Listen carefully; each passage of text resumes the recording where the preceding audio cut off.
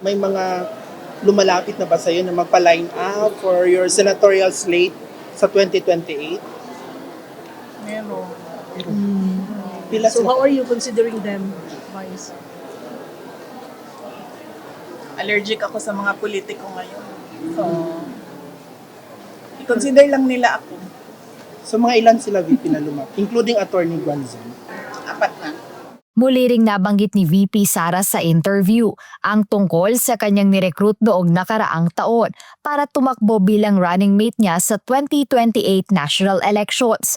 Ngunit hanggang ngayon aniya ay hindi pa rin nakakapagdesisyon ang nasabing individual kung tatakbo ito sa susunod na halalan. Kinumpirma rin ng vice-presidente na mayroon ng 4 na politiko ang lumapit sa kanya para makasama sa kanyang senatorial slate sa 2028 elections.